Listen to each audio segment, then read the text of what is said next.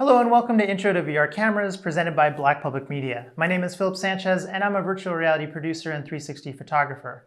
For the past 5 years, I've been using VR to create doc-style stories that shed more light onto social issues affecting underrepresented communities.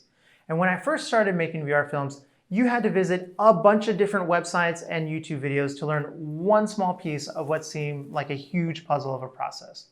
And today, to be honest, it's not that much better.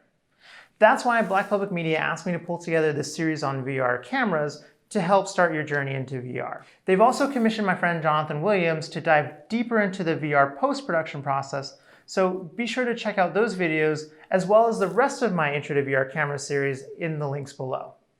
In today's video, the first in our series, we're going to start with the basic questions: what is VR and what is 360 video, and are they different?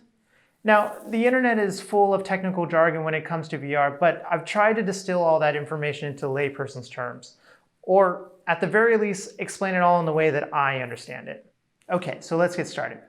VR and 360 video are just one part under the XR umbrella, or X-reality, which is a term that encompasses virtual reality, augmented or mixed reality, wearable tech, and other immersive experiences that we probably haven't even heard of yet.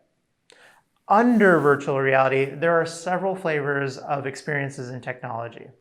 The first and probably the most accessible version is 360 video, where multiple cameras or lenses are simultaneously filming from a single position and are pointed outward in multiple directions, capturing a full 360-degree sphere around the camera.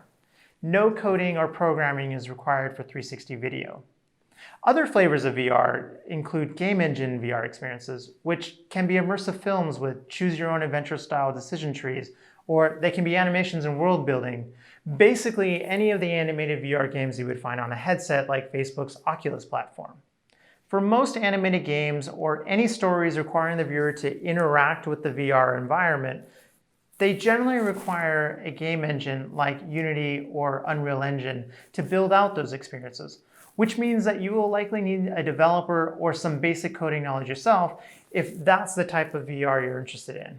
There's also photogrammetry, which is a technology that utilizes hundreds or even thousands of still photos to create 3D models. AI analyzes each photo to find the shared objects between those photos and then calculates the distances between those objects in 3D space.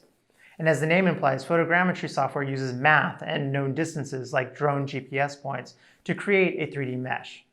With aerial drones getting better and cheaper, we often see photogrammetry used to do surveys or to create elevation maps for infrastructure projects, or to study changes in coastline erosion, or even to capture archaeological and cultural heritage sites before they're gone. In artistic mediums, we often see fly-throughs of a city or even through canyon walls utilizing photogrammetry data. Similar to 360 video, there are a range of prices and levels of quality available in terms of software and equipment, but it is a generally accessible technology. However, manipulating and animating 3D models for demos and films often requires professional-grade computer workstations, which can be costly. A step further, requiring many more sensors and cameras, is volumetric filming. If 360 video captures from inside outward, then volumetric can be thought of as capturing from outside inward, much like what we see in the NFL when they pan around a key play. But it isn't always captured or displayed with video. It often uses sensors to capture data like depth of field and distances between objects, which can be displayed in a number of creative and artistic ways. However, this also requires much more complicated hardware and software. So that's a sliver of what the ecosystem looks like. Let's drill down into 360 video specifically and go over a couple of common terms and concepts that you'll run into. Starting with VR versus 360 video. For the purposes of this video and this series, I use these two terms interchangeably. But for some purists out there, they see VR primarily encompassing 3D content in games. But 360 video is video that uses either a rig made up of multiple cameras or a single specialty camera with 2 or more lenses built into it. They simultaneously record multiple video streams pointed in all directions to cover an entire sphere around the camera or the rig. In post, these separate video streams are synced up and stitched together to create a spherical video. Monoscopic and stereoscopic. These are the technical terms for flat or monoscopic video and 3D or stereoscopic video. They are both still projected in 360 degrees around the viewer, but stereoscopic requires a headset in order to view the differences in foreground and background. And in order to create that 3D effect, stereoscopic VR requires more specialized cameras with a pair of lenses pointed in each direction to simulate the left and the right eyes. Literally, what's happening in a stereoscopic video file is that it's playing one video for the left eye and then another slightly offset video for the right eye, which is why you need the headset to be able to play the two videos at the same time.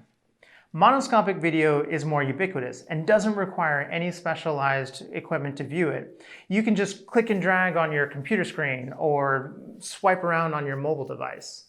Okay, well that's it for now. If this is your first step into VR, hopefully that helps explain some of the basics of VR.